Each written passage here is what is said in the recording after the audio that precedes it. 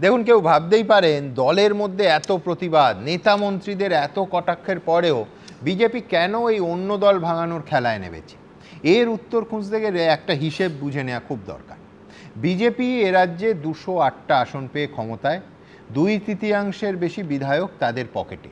বিরোধীরা কার্যত তাসের ঘরের মতো ভেঙে পড়েছে।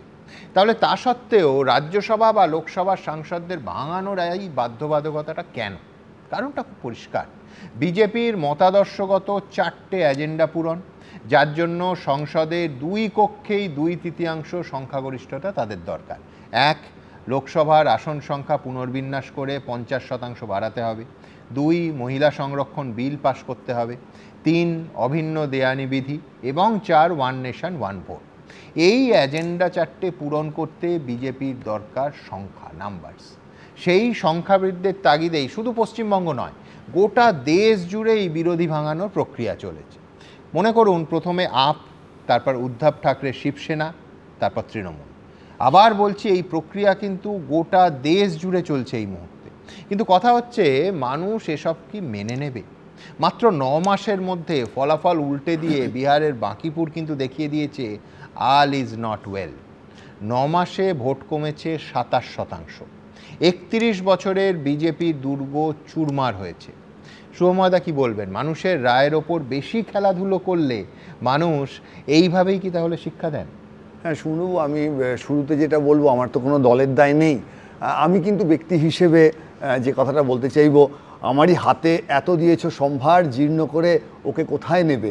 ধ্বংস করে দাও আমাকে ঈশ্বর, আমার সন্ততি স্বপ্নে থাক। আমি সমর্থন নেব না। সায়ন্তনবাবুরা নিচ্ছেন, কোনো বাধ্যবাধকতা আছে, সবারই সমর্থন নিতে হয় না সুমনবাবু। এই যে এই প্রতারণার প্রয়োজন কি? এই যে তৃণমূলের যারা পড়ে আছেন, তৃণমূলের যা অবস্থা, এই যে 20 জন বা 30 জন যা দরকার বিজেপির, মানে খারাপ শব্দ না ব্যবহার করে বলা যায়, একটা শব্দটা ব্যবহার করি বোঝার জন্য, এরা বাপ বাপ করে বিজেপিকে ভোট দেবে। এদের যা অবস্থা, মতাদর্শবিহীন একটা রাজনৈতিক দল। এবং সবচেয়ে দুঃখের কথা হচ্ছে, এই নির্বাচনের আগে তৃণমূলের প্রতিনিধিরা, অনির্বাণও তার মধ্যে এসে কি অসহায়ভাবে তৃণমূলের দুর্নীতি দুর্বৃত্তায়ন সমর্থন করতে হয়েছে। আজকে অনির্বাণ অনেক ভালো জায়গায়। আমার খুব খারাপ লাগছে যে বিমলদা বা সায়ন্তনবাবু আমার কাছে একজন আদর্শ রাজনীতিবিদ, তাদের মতাদর্শ আমার সঙ্গে নাই মিলতে পারে, কিন্তু তারা একই দলে দীর্ঘ সময় ধরে জাতীয়তাবাদী রাষ্ট্রবাদী ভাবনা নিয়ে আছেন। এবং তাদেরকে না আবার ওই তৃণমূলের যাদেরকে অনির্বাণদের সমর্থন করতে হতো, সেই তাদেরকে সমর্থন করতে হয়। আজকে যে সমস্ত সাংসদ এইসব ধোঁয়া টোঁয়া বলেন, তিনি ওখানে গিয়ে কথা বলছেন। তাপসদাকে আমি অত্যন্ত শ্রদ্ধা করি, মানে খুব ব্যক্তিগত নামগুলো নিতে হচ্ছে। আজকে তাপসদা যে মানে হতাশা ব্যক্ত করছেন, আচ্ছা ভাবুন তো, তাপসদা এখানে শিল্পমন্ত্রী। সুদীপবাবু যদি কোনো কারণে এইসব জোটফোটের কারণে কেন্দ্রে একটা শিল্পমন্ত্রী হয়ে যান, মানে কি অসহায়তা তাপসদার মধ্যে আসবে, আর সে অসহায়তা আমাদের মধ্যে আসবে না? আজকে আমরা তো একটা মাঝামাঝি জায়গায় দাঁড়িয়ে রাজনীতিটা বিশ্লেষণ করার চেষ্টা করি, একটু বোঝার চেষ্টা করি যে কি হতে চলেছে। আমাদের সংবিধান যেটা বলেছে, সহজ আইন টাইন পাশ করানোর জন্য অর্ধেক পেরোলেই হবে। তাহলে অর্ধেক মানে 543-এর অর্ধেক 272।